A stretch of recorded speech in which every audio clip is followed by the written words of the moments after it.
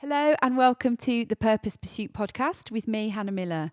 Today's episode comes from a really personal story I wrote in a blog many years ago now, actually, and so many people responded to it. And I thought it would be time to revisit that in the podcast form. And so I'm going to start by telling you the story, and then we're going to take that story as the beginning of our impetus for today's conversation. So in the story that I was telling, I was talking about a time when I was at an event with a friend of mine. Okay, that's not a very exciting scenario, but basically I was at an event with a friend of mine, and we were going to an event where somebody was going to be speaking at that event. And the person who was speaking was let's call him Gary, okay? And he was leading the event. And earlier in that week, I had spent the day with Gary. I had been with Gary and his team, his leadership team, and I had been leading them through a workshop, okay? So I'd got to know him and his team pretty well over the course of that day. There was literally 8 people in the room, and I was the facilitator. So there is zero probability that Gary, we will call him, didn't know who I was. Okay, so that's really important for you to know at the beginning of this. Gary knew who I was. I'd led a workshop with him and his team a few days earlier. Fast forward a few days, and me and my friend are at this event that Gary happens to be speaking at. My friend is quite well known in this particular sphere. Okay, she's got quite a high profile in that particular sphere that we were in. And I'm sitting with her, and we're getting ready for the event to start. Gary comes over to us, and I thought I would say hi. And he proceeded to get full on into conversation with my buddy, with my friend, and didn't even respond to my hi or look at me. He didn't give a nod in my direction. And that moment was, I just felt like a child in the playground again. That's the best way I can describe it, really. I felt like I was sidling up to the popular girl, hoping that somebody might let me in. And the person who held all the power, the person who was leading the event, didn't even give me the time of day and didn't even look at me. And honestly, it felt a little bit shaming. I don't know whether you've been in these situations, but it just felt a bit shaming. I felt aware of myself. I felt awkward, and I thought, I've completely misread this. And yet the facts remain that it's not possible for this person to not know who I am. My lovely friend was a bit aware of the awkwardness and tried to include me in the conversation, so it wasn't her fault at all, but it was all a little bit late by then. I felt like an invisible person, like the also ran, like the tag along, like why am I even there? And that nobody was interested in what I had to contribute or why I was even there. It might not have been intentional, but because of the circumstances that I just told you, it felt really purposeful and on purpose. It felt like I was in an exclusive conversation. I was trapped there as the third wheeler, and like that voice in my head was telling me to get out, and no one was interested in what I had to say anyway. There's been a few situations in my life where I've really felt this acutely, and I'm sure you have too. I'm sure lots of you listening have. You're not alone in having those voices where you think, I'm invisible, nobody's got any interest in what I've got to say. There isn't room for me. There isn't any need for me. There's no need for my contribution. And that whole episode set me up for feeling quite awkward for quite a lot of that day, and feeling like I didn't even know why I was there, and was confusing, and gave me an insight into what it feels like for anybody when they feel like they're not seen, that they're not included, and they feel a bit invisible. And so this episode today is building on this concept of when we feel invisible, when we feel overlooked. I want to start by saying that the main purpose of today's podcast is to just encourage you that we all feel it in moments. And when you feel that sense of shame and it being about you, it's really not very nice at all.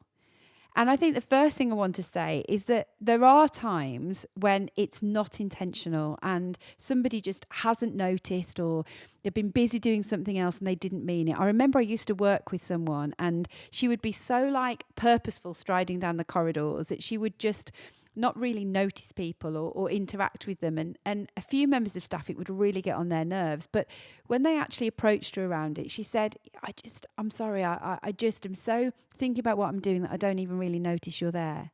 And those conversations actually show that for lots of people, this is not intentional.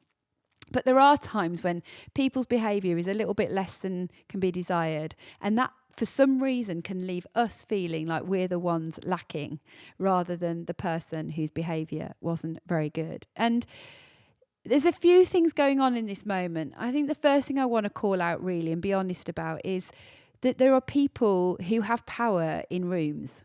There are the people that hold the mic. There are the people in the setting that are the organisers or the leaders or the bosses or whatever it might be, depending on what scenario you're in. And power comes with certain positions. And some people with power become quite strategic about who they're going to talk to and who they're not going to talk to. Some people play the game of, I'm going to be very strategic about who gets my time of day and who doesn't. And I think some of us have been on the receiving end of that school of thought, particularly those of us that don't have the power in the room. And if you are somebody who has that power in a room, I think it's something to be really aware of, that people are looking for a connection with you. They're looking to have you notice that they're there, and how important it is that we're open and we're aware and we're approachable when we're in those settings. So I think the first thing to mention is there was definitely something about the power dynamic here, and me suddenly feeling really quite irrelevant and unimportant, that just made me want to shrink back. And so if we find ourselves in those situations, what do we do? And, how do we handle this? How do we stop it from making us shrink further the next time, or becoming a quieter version of ourselves, or actually just not even bothering the next time? What can we do about this? So there's different settings where this can happen. It can happen at work.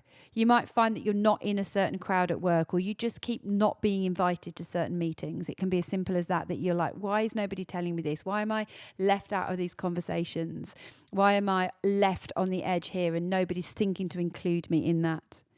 It could be that in certain friendship groups, you feel like you're the one who doesn't get invited or included, or you have to sort of you're trying to fight for your way in. I was talking to a friend of mine the other day, and we were talking about how our children are navigating growing up. Sometimes they feel like they see their friends together and they haven't been included. And I think, again, another thing with social media is we can see everyone's personal life. So when you weren't invited in a way that maybe we didn't another time. So it's that feeling of not being invited or not being seen.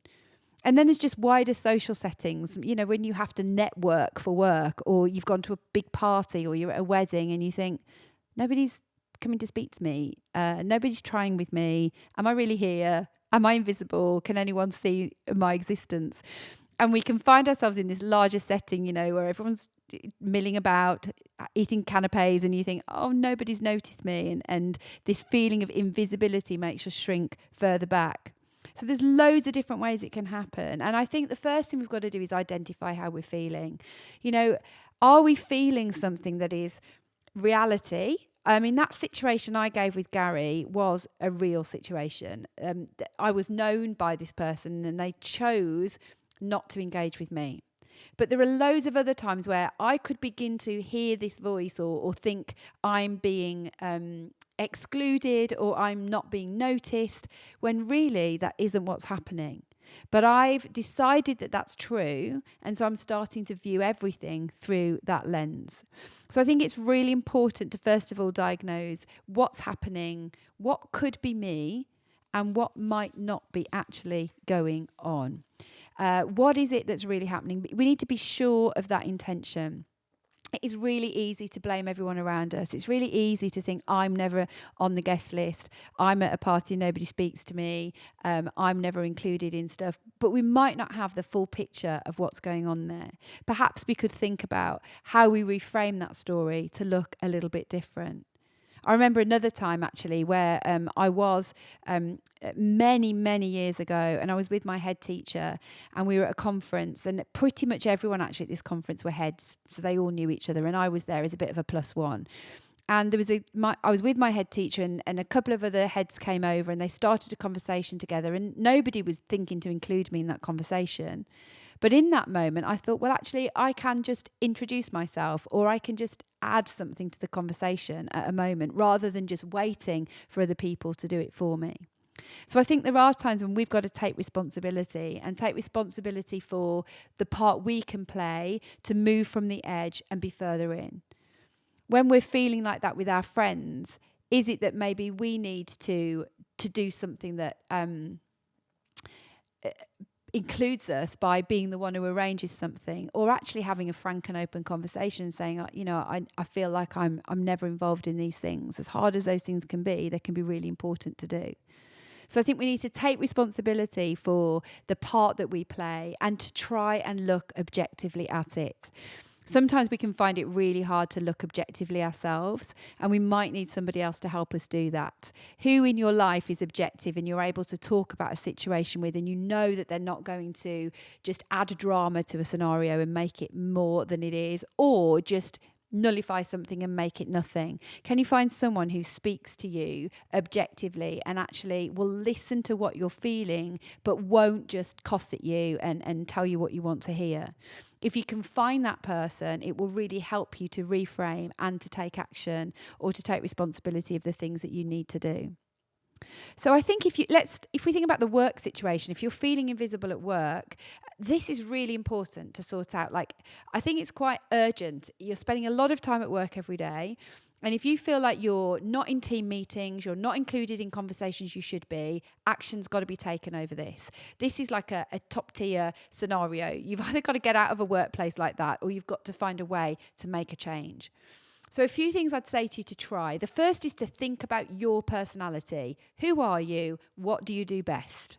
And start with that and lean into that. Don't try and be somebody that you're not, because it will feel inauthentic to you and everyone around you.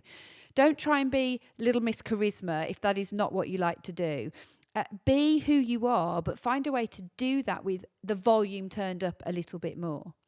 If you find yourself in situations where you've got to try and insert yourself into conversations a bit more, maybe find a person that you have got some relationship with who can act as a bit of a buddy or a way in. Maybe you need to speak to some of the stakeholders and say, I'd like to talk about being involved in this meeting. I haven't been included before, but I think I've got some really good things that I can bring to the table, and come prepared to explain what those are. So I would be proactive about dealing with that kind of invisibility. I actually had an email a while ago from someone, I think it might have been off the back of that blog, and she said, I feel so invisible at work. Nobody eats lunch with me, nobody talks to me, and nobody's included me. And I think there's two things I want to say here. We all need to have eyes open around who are those new people at work, who are the people who don't have their friends or their group yet. How do we make room for them by being the person who is inclusive and lets them in? So there's having eyes to see that individual, because I am sure the colleagues around her didn't do that on purpose. Not all of them en masse. And then the flip side is, what can I do to take a step closer to the people? Because if I just live from this place of I'm going to be rejected and I'm invisible, it actually becomes a bit of a self-fulfilling prophecy.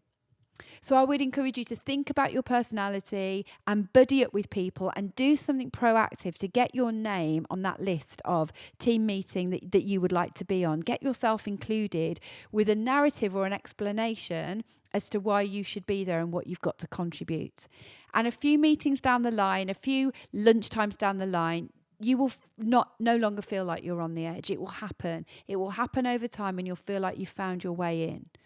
And you know what? It might not be fair that you're having to do all the hard work, but it might just be how it is. It might not be fair that you're having to put yourself out there rather than somebody notice, but maybe you've just got to do that, and to make it happen and to make life better. Maybe you've just got to find a way to be a little bit uncomfortable and put yourself out there. And if it doesn't change over time, you've got some hard questions to ask and to answer for yourself.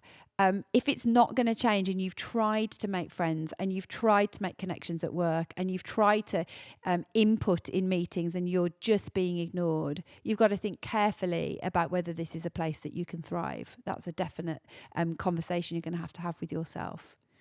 Another aspect of work invisibility is that when you give us an idea at the team meeting and somebody else jumps on it and everyone starts to give the praise to the other person.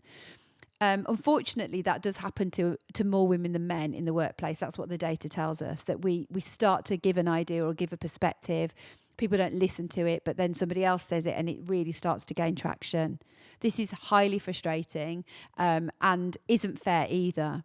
I think there's two aspects to this. I think there's a cultural dynamic and that needs to be addressed in some way, shape or form.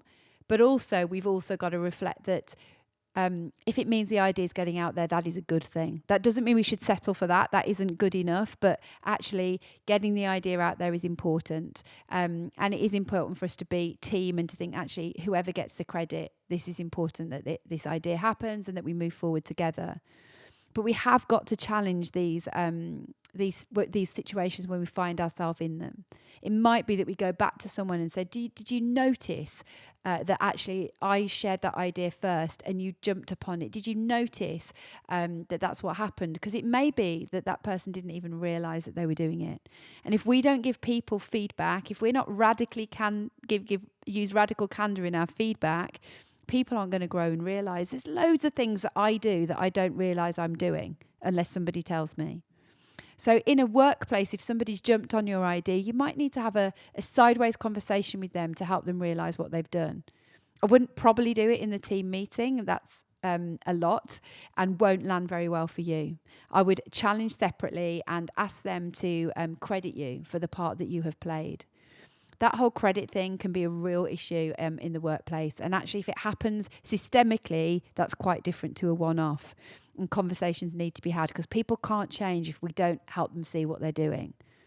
I think that can feel tiresome and feel like, why is it my problem to point out what you're doing? But unfortunately, it's the only way we grow. It's not the only way. We grow through self-awareness, but we do also grow through feedback. So we might need to be brave and actually remind or show people what actually happened and ask them to credit you or involve you in an emerging situation. Now, with friendships, it's a bit different. If we keep feeling invisible with our friendships, again, we've got some decisions to make here. You might not want to go back to the drawing board and start again with friends, but you might also feel like you're in a group of friends that don't appreciate you for who you are. And again, I think there's some choices to be made here. I think getting objective feedback on this as to whether this really is how you think it is or whether you have misread a situation is really important. Was it intentional, accidental? Is there a theme here or was it a one-off? Is so important. I've definitely sometimes forgotten to invite people when I've organised something. People who I'm like, oh my goodness, I wished they'd been there. I should have asked them. And it was totally unintentional. But if I was doing that systematically over and over again, that is a bit different and might mean that I'm not valuing that person.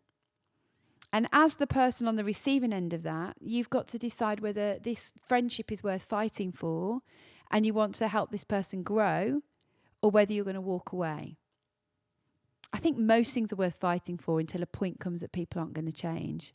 And if you've never even brought this up with someone, then you don't know what their perspective is. They could be reading the situation completely different to you. But if friends are continuing to sort of leave you on the edge, I would really consider whether it's time to start investing your energy somewhere else. The easiest one is the invisibility at a party and invisibility in a networking situation, probably because we're less emotionally involved in those situations. But I do recognise that I'm saying it's easy because for me, I'm quite happy to chat to people in those environments. I'm quite happy to connect to individuals and to connect to strangers and make new friends. I know that that's not easy for everyone. But it doesn't mean that you're invisible. It doesn't mean that nobody's interested in you, but it might mean that you need to practice and prepare a little bit before being in those situations. I think sometimes we have to think about how we go to a party or how we go to a networking event, and we might want to come prepared. Perhaps we can come prepared with some thoughts of how we can connect with some people at that networking event. Do a bit of research before you get there to think about how you can contribute. Or when you're going to a party, be honest with a friend about how you feel about those situations. Don't expect them to be able to read your mind. Tell them you find them hard and let them make a way for you and help you to be introduced to other people and begin your own connections and relationships. Making an action plan in any of these scenarios is what we've got to do. And we have to live with our decision. If we choose never to tell anyone how they've behaved, then they aren't going to grow. And I didn't tell Gary how he behaved. He wasn't going to hear from me. I didn't want to, and I made that decision. But if it was a friend, or if it was my boss, or if it was my team, then I've got a different decision to make. How important is this, that it moves, that it changes, or also that I realise where I could be perceiving a situation very different to how it actually is? Where are my misperceptions of a scenario, and perhaps somebody on the other side sees things really differently to how I do? I think the last thing I really want to say about this is that you have a part to play, and I just want to encourage you really. I think subconsciously, sometimes there can be this fear inside of us that we don't have a place, or there isn't room for us, that we will just play small or will think small because that's the safest thing to do. We don't want to get it wrong. We don't want to be rejected. We don't want to be invisible. We don't want to be the one that messes up or fails. And I think this can really affect our behaviour. There's a quote by Marianne Williamson, which I think is brilliant. Sometimes people give the shortened version of this quote, but I want you to hear the whole version. This is her writing. And you don't have to have faith to get the content or the context of what she means here, but I want to read the whole thing to you. Our deepest fear is not that we are inadequate. Our deepest fear is that we are powerful beyond measure. It is our light and not our darkness that frightens us. We ask ourselves, who am I to be brilliant, gorgeous, talented, or fabulous? Actually, who are you not to be? You are a child of God.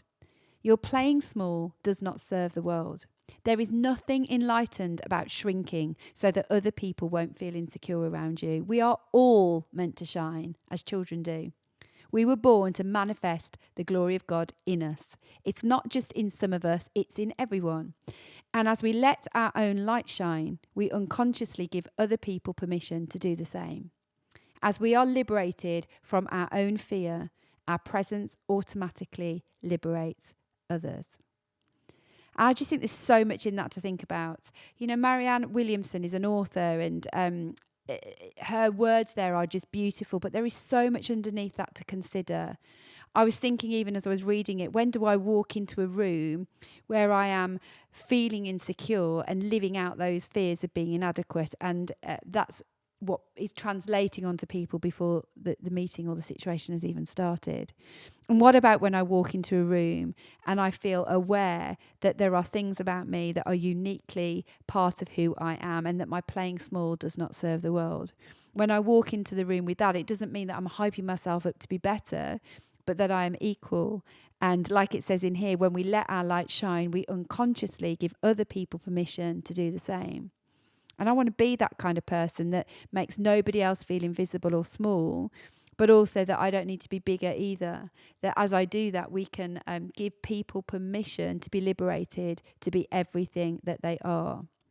So when people make you feel small, or when you're in a situation where you feel invisible, take responsibility for that and ensure that it doesn't make you shrink or begin to feel this narrative of being adequate. Take responsibility for what you're feeling and say, well, they're allowed to be like this. That is up to them, but it is not going to validate me. I'm not going to be validated by whether Gary chooses to say hello to me or not. I'm not going to be validated by whether I get credit for something or not, or whether I'm the most popular person at a party or not. I'm going to be validated by the fact that I have unique strengths and that I am actually potentially powerful beyond measure as I work to liberate myself from these kind of inadequacies and work to liberate other people. You are not validated by other people's perspectives. Actually, if we can start to lean into who we are, invest in it, practice it, and do it in our own unique way, it is magnetic. And actually it's something that draws people to us because we seem confident in who we are, not to be more than we are or less than we are. who is anyone to say you shouldn't be everything you're made to be? So I want to encourage you today to find that spacious place that's all yours and occupy it. And don't worry about whether people notice or not, because all of that will follow. I hope today's podcast has been encouraging to you. I hope it's helped you feel seen and heard. We don't talk about this because it's a little bit awkward. It's a little bit uncomfortable to say we felt like this or that anyone has ever made us feel that way. But I want you to know I have felt it. I have experienced it. But I'm not going to let that define the way I show up. I'm going to do my best to make people feel included and visible and know that I have something to contribute in those environments. If you've enjoyed this podcast or you know somebody who has been struggling with this, please send it on to them to encourage them. And we'd love to grow the community around the Purpose Pursuit. And if we can help in any way, just drop us a line.